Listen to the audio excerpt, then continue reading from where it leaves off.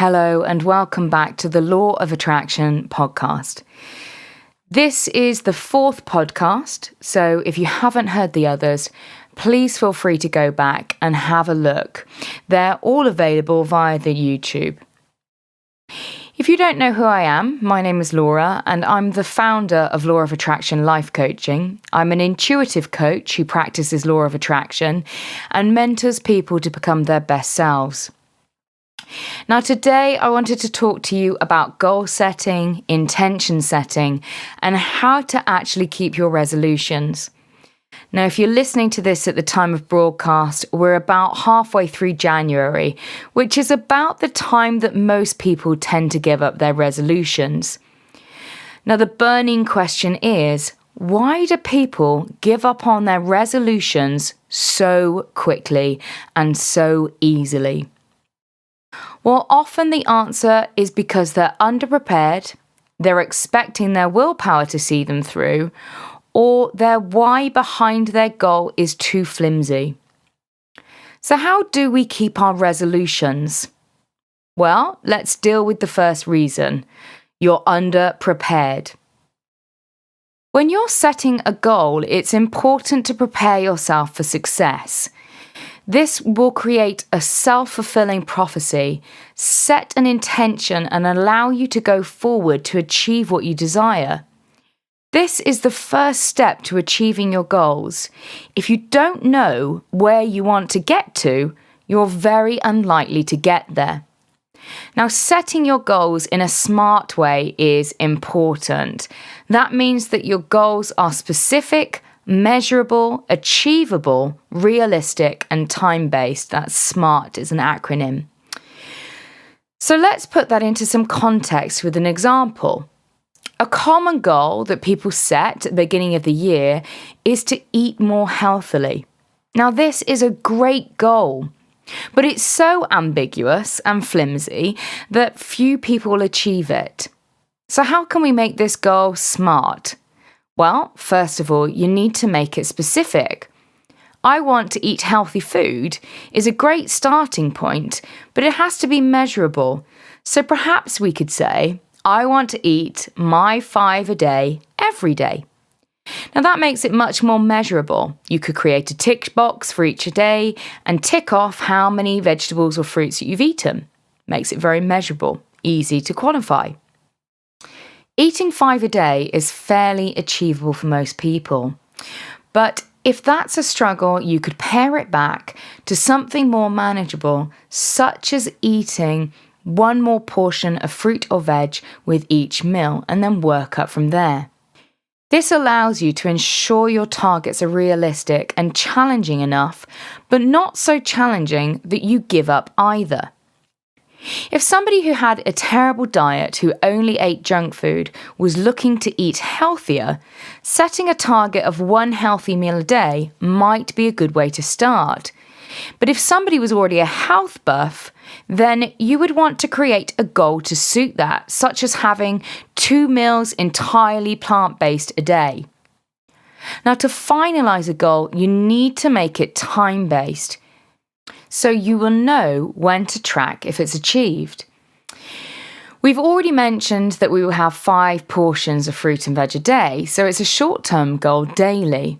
But it would also be good to add in a longer time constraint and a reward, such as I'm going to eat 5 portions of fruit and veg a day for 1 month, and at the end of the month when I succeed, I will get X reward.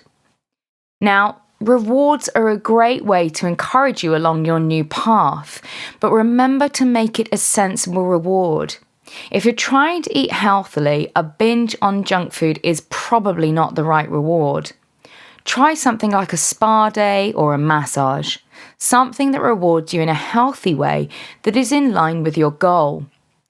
You want to avoid creating links between the thing that you are wanting to give up and it being a reward, hence why cheat days can be a bit of a mess for healthy eaters.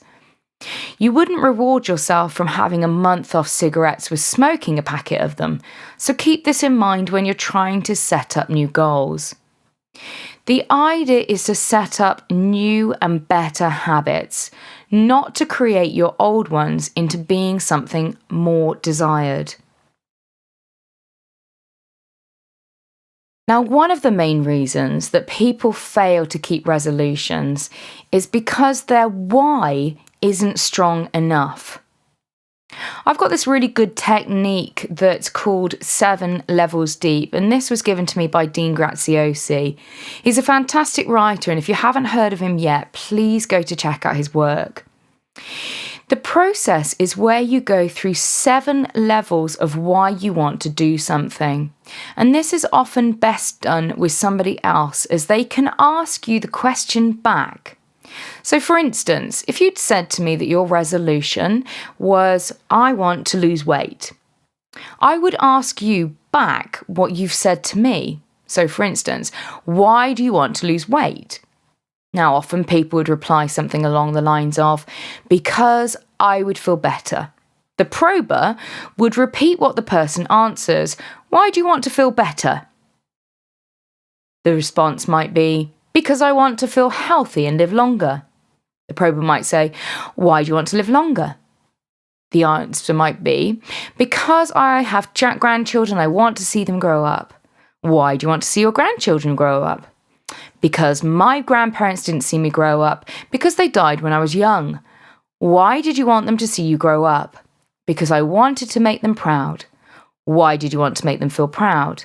Because my parents wanted to make them proud, and they never got to see what good parents they were. Now, this is a show actually what 7 Levels Deep does. The technique, when you ask the question 7 times, brings it to a much deeper level. The reason behind why somebody is making the resolution is much stronger, and so they're much less likely to be shook by a lack of willpower or a lack of motivation, which we all face. The reason of why they're doing something is so strong and so powerful that it will actually continue to motivate them, even when their willpower is flat and decreased entirely. From the original resolution of I want to lose weight to feel good has turned into I want to lose weight because I want to see my grandchildren grow up and because I want to make my parents proud of me.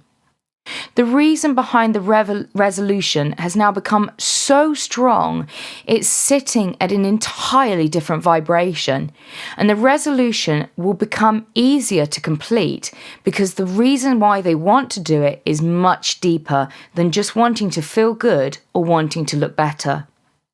The original reason was rather flimsy, and most people tend to care less about themselves than others. When you begin to bring in other people into the reasons behind your goals, it strengthens your resolution and gives you a reserve that you didn't have before.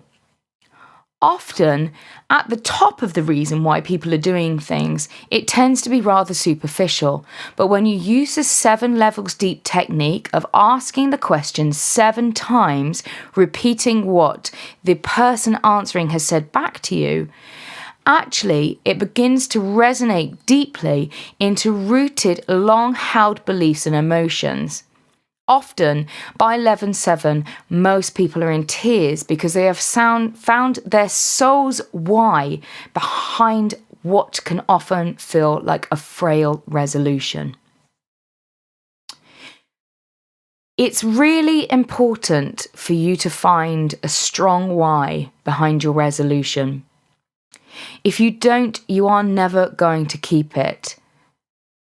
If you are looking for self-care or to create a better life for yourself, as I said before, most people don't care as much about themselves as they do about others.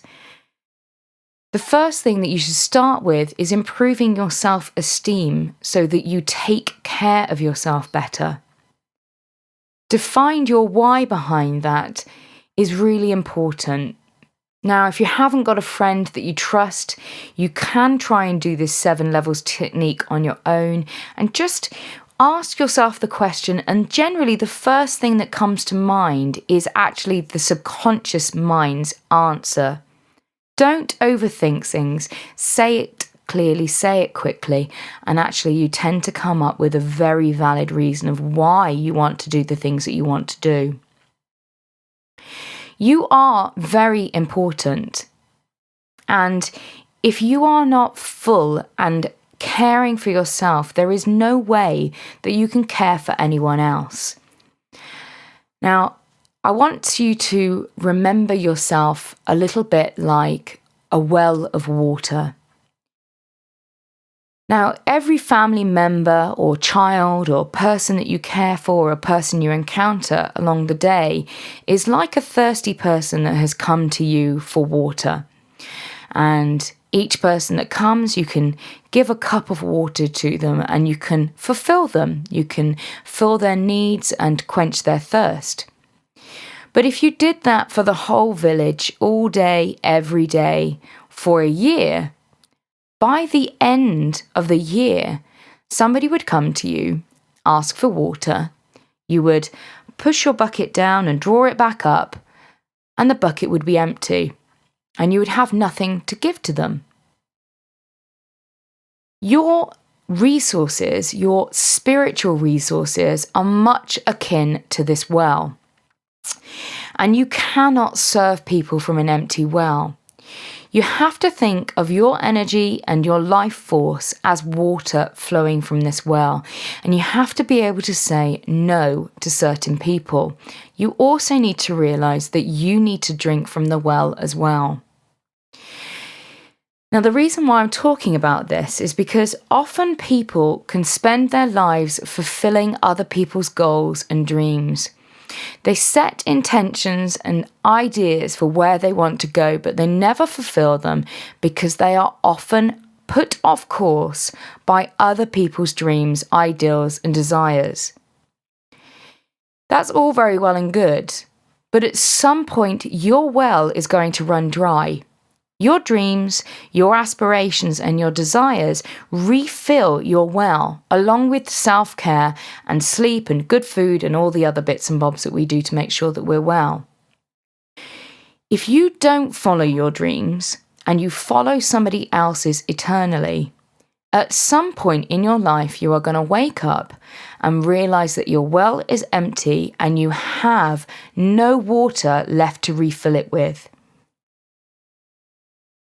You need to follow your dreams. You need to follow your goals and you need to follow through the things that you set yourself. Just by following and achieving these goals, it creates inside of you an ideology deeply held that you care about yourself. And that is so important. You may feel like being selfless is the highest, most wonderful thing. But I can tell you now that selfishness is selflessness. You cannot serve people from an empty well, and you cannot be your best for other people when you continually refuse to look after yourself. Put yourself first. Find your deep inner why. Set your intention and head towards it full course, regardless of anything else that may try to put you asunder. Thank you so much for listening. I wish you the best of luck in fulfilling your goals. Perhaps you'd like to share some comments below about what your resolutions have been this year, how you're getting on, perhaps what stumbling blocks you've come across, and we can maybe look at that in a future podcast. If you've got anything that you'd like to be discussed or anything, advice or anything, feel free to get in touch. I'd love to hear from you. Leave a comment below, like, share, subscribe, as always. I've been Laura, the founder of Law of Attraction. Thank you so much for listening. I love talking to you every week, and I look forward to speaking to you next week. Have a great time until then, and do take care of yourself.